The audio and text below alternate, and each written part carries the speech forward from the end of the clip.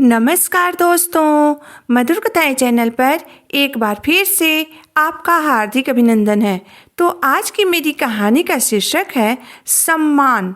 तो चलिए शुरू करते हैं आज की अपनी ये कहानी। विनीता की शादी विवेक नाम के लड़के से हुई थी। विनीता जैसे ही अपने ससुराल की दहलीज पर पहुंची, उसने उसी वक्त विवेक की मम्मी को कह दिया कि देखो मम्मी जी, आप जैसे विवेक और दीदी की मम्मी हो, वैसे ही आप मेरी भी मम्मी हो। यह सुनकर विवेक की माँ उमा जी काफ़ी खुश हो गईं और उन्होंने कहा, बिल्कुल बेटा, आज से मेरी एक नहीं दो बेटियां हैं।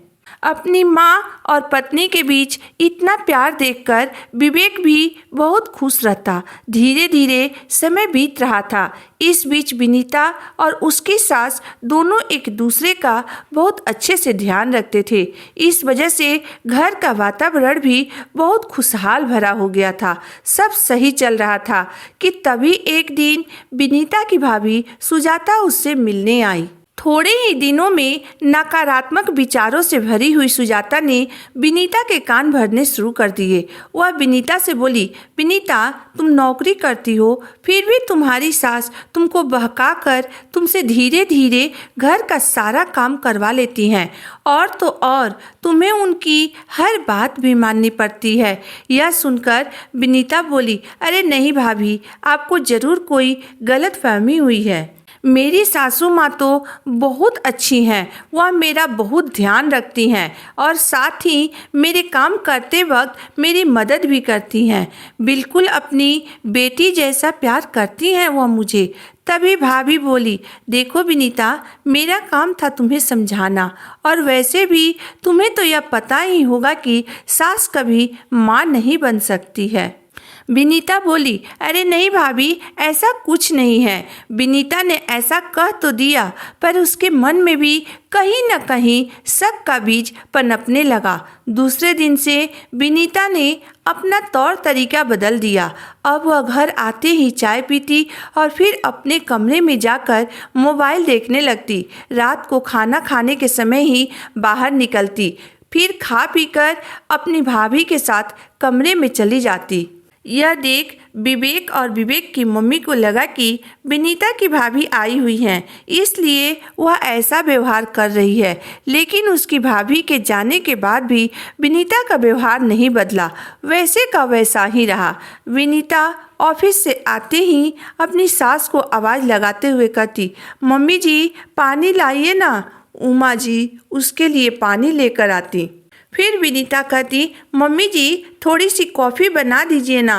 तब उमा जी कॉफ़ी भी बना कर लाती। फिर विनीता कहती, मम्मी जी, आज खाने में कढ़ाई पनीर ही बनाइएगा, मुझे बहुत पसंद है। विनीता जो कुछ करने के लिए कहती, उमा जी बिना कुछ कहे कर देती थी। लेकिन कहीं न कहीं उन्हें भी विनीता के अंदर आए इस बदलाव से परेशानी हो रही थी।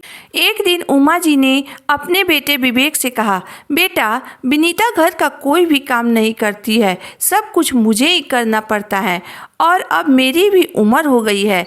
इतना काम इन बूढ़ी हड्डियों से अब नहीं होता है, और कल तो हद ही हो गई। वह जोर जोर से चिल्ला चिल्ला कर कहने लगी कि इस घर में मेरा कोई सम्मान नहीं करता है। अब तू ही बता बेटा, मैं क्या करूं? इतना तो ध्यान मैं अपने बच्चों का भी नहीं रखती थी। तभी उमा जी के पति सुरेश जी बोले, देखो उमा, जब घर का बच्चा गलत रास्ते पर चलता है तो उसे सही रास्ता दिखाना भी माँ बाप का ही कर्तव्य होता है।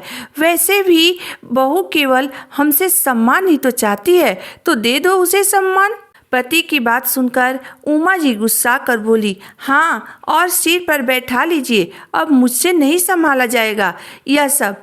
तब सुरेश जी उमा जी को समझाते हुए बोले, देखो उमा, अब ज़माना बदल गया है, इसलिए ज़माने के हिसाब से चलो। आज से जैसे ही बहू सुबह उठेगी, हम सबसे पहले खड़े होकर उसे गुड मॉर्निंग बोलेंगे। अगर वह कोई छोटा सा भी काम कर देगी तो सबको उसी वक्त उसको धन्यवाद देना है। उसके ऑफिस से आते ही हम सबको खड़े होकर उसका अभिवादन करना है। इतना ही सम्मान तो चाहती है वह, तो दे देंगे उसे सम्मान। आखिर हमारी लाडली बहू जो है वह।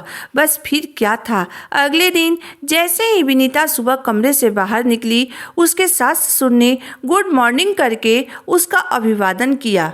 उस दिन के बाद विनीता कोई भी काम करती तो उसके सास ससुर उसे धन्यवाद करते। जैसे ही वो ड्राइंग रूम में जाती, पापा जी खड़े हो जाते। सबका बदला हुआ रूप देखकर पहले तो विनीता खुश हुई, पर थोड़े दिन बाद उसे घुटन महसूस होने लगा।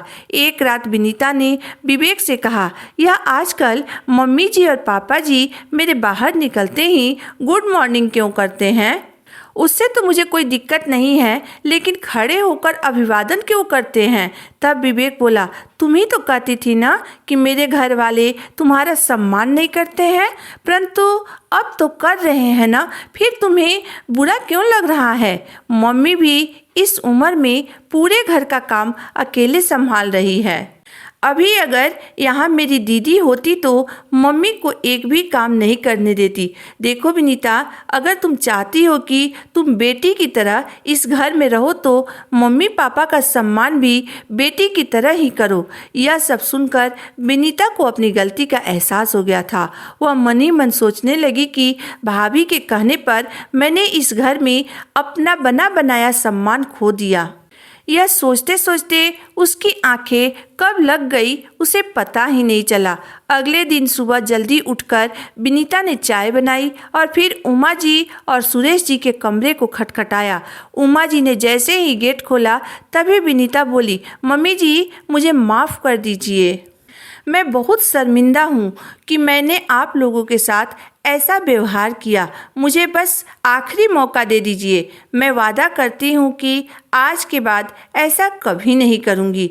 उसके इतना कहते ही उमा जी ने उसे गले से लगा लिया। आज विनीता के बदले हुए व्यवहार ने घर में एक बार फिर से खुशियों के रंग बिखेर दिए। तो दोस्तों, आज की मेरी कहानी यहीं तक थी। दोस्तों, सिखाने वाले से सीखने वाले को हमेशा समझदार होना चाहिए, क्योंकि किसी की बुरी बातें सीखकर हम अपने ही घर में अशांति और कलह उत्पन्न करते हैं। इसमें आपकी राय क्या है, आप मुझे ज़रूर बताइएगा। अगर आपको मेरी कहानी अंत तक पढ़ने और सुनने के बाद पसंद आई हो तो मेरे वीडियो को लाइक कर दीजिएगा, चैनल को सब्सक्राइब कर दीजिएगा। तो फिर मिलते हैं एक नई वीडियो, एक नई कहानी के साथ। तब तक के लिए धन्यवाद।